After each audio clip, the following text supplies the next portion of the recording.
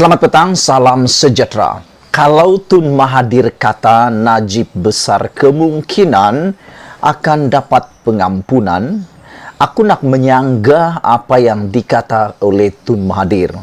Walaupun aku mungkin tak pernah jadi Perdana Menteri, aku tak pernah jadi ahli parlimen, aku tak pernah berkawan dengan sesiapa antara mereka, tetapi aku setuju dengan kata-kata daripada seorang penganalisis politik terkenal Malaysia ini, yaitu, saya tidak fikir Najib akan diampuni sebelum semua kes lainnya diputuskan dan hukuman dijalankan.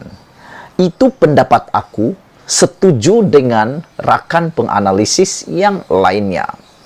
Aku sangat setuju bahawa Najib tak mungkin akan diampuni. Ini pendapat aku secara pribadilah. Aku rasa Najib tak akan dapat pengampunan sehingga kesemua kes yang sedang dihadapinya, yang pastinya ada 4 lagi kes yang perlu diselesaikan oleh Najib di mahkamah. Yang paling besar melibatkan 1MDB. Sekiranya Najib tidak selesai dengan 4 kesnya ini di mahkamah, aku fikir mustahillah Najib untuk mendapat pengampunannya buat masa yang terdekat ini. Saudara penonton sekalian yang aku hormati, sekali lagi aku nak ulang bahawa Najib mungkin tak akan diampuni sehingga semua kes yang sedang dijalaninya telah diselesaikan, diputuskan dan hukumannya dijalankan. Hal ini kerana bayangkan bagaimana boleh berlaku pengampunan sekiranya Najib masih mempunyai kes yang lain. Bagaimana dengan kes yang sudah didapati bersalah di Amerika Syarikat melibatkan 1MDB?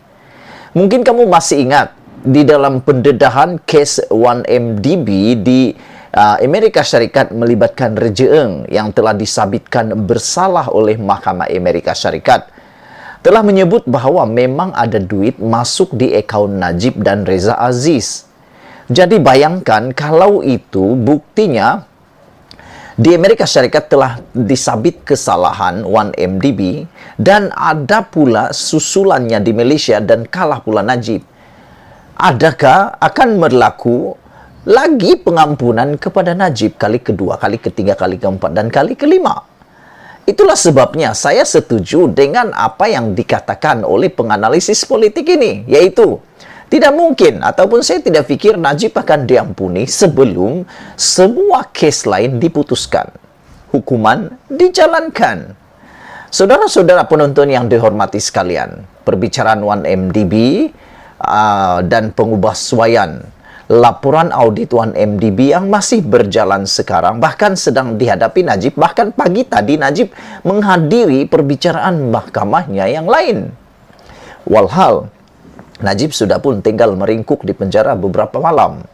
Antara lain, boleh berakhir dengan hukuman penjara yang mungkin melebihi 10 tahun selepas semua proses rayuan berakhir. Perlu diingatkan bahawa perbicaraan 1MDB di Mahkamah New York membuktikan bahawa RM4 juta lebih dana yang diseleweng daripada 1MDB disalurkan ke akaun peribadi Najib dan anak tirinya, Reza Aziz. Kalau tak faham lagi pembacaan itu, ceritanya gini.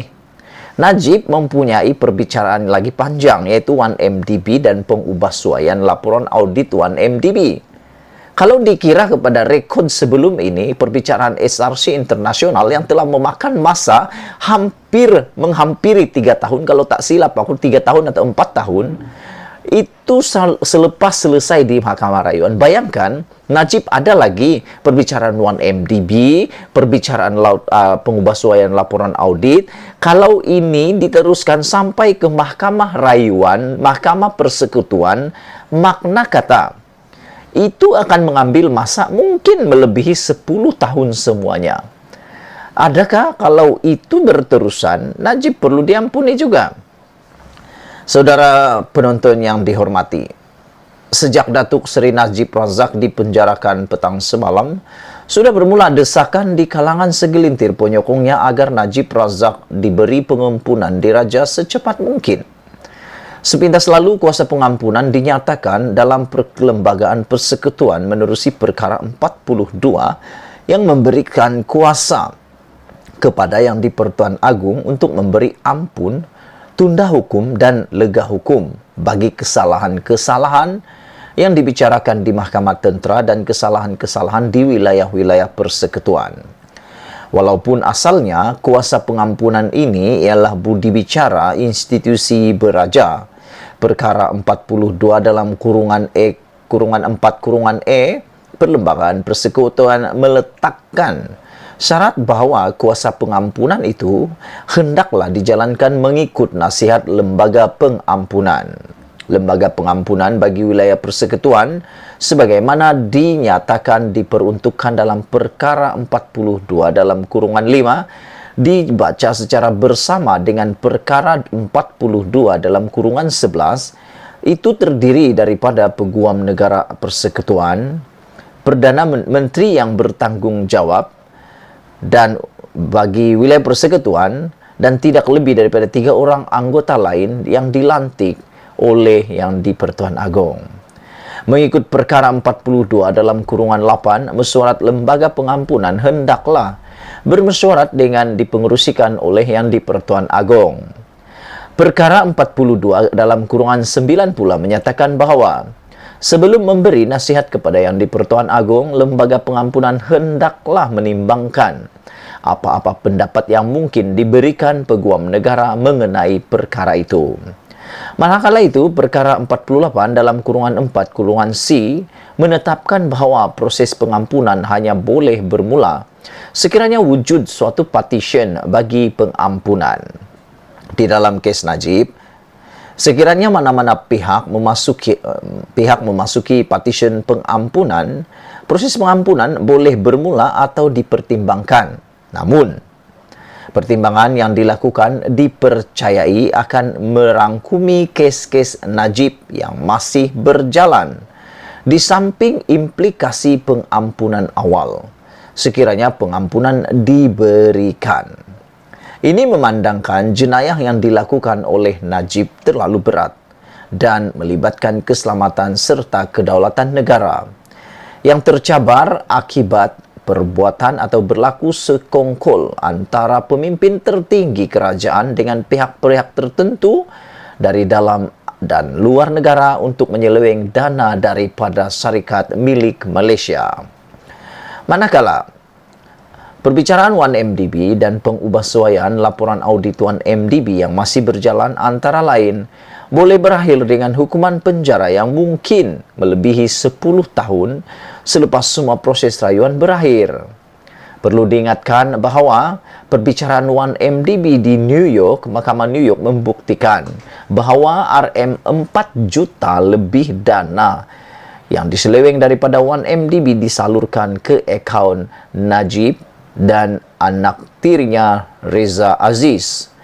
Keseluruhan proses perbicaraan dan rayuan bagi kes-kes ini boleh memakan masa 3 hingga 4 tahun dan jika Najib diampunkan sebelum itu, sudah pasti akan berlaku partition pengampunan lanjutan andai kata Najib didapati bersalah. Justru, pengampunan awal boleh mencalar image institusi diraja di kaca mata rakyat dan dunia, di mana kesedaran tentang tahap kemudaratan terhadap imej, kedaulatan, keselamatan dan politik negara yang dibawa oleh skandal 1MDB sudah cukup difahami oleh majoriti rakyat Malaysia yang makin menyampah dengan Najib dan sekutunya. Atas pertimbangan-pertimbangan inilah, saya fikir Yang di-Pertuan Agong akan mengampunkan Najib maafkan saya, sekali lagi saya bacakan. Atas pertimbangan-pertimbangan inilah, saya tidak fikir Yang di-Pertuan Agong akan mengampunkan Najib dalam masa terdekat. Ini sekadar pandangan peribadi saya. Ditulis oleh dan diolah oleh saya, oleh Regi Rejesi Retaudin. Sekian dulu untuk kali ini. Sila tinggalkan komen Anda tentang isu kali ini. Saya tidak fikir Najib akan diampun sebelum semua kes lain diputuskan hukuman dijalankan. Malaysia kita punya, kita jaga sama-sama. Cintai Malaysiaku. Bye-bye.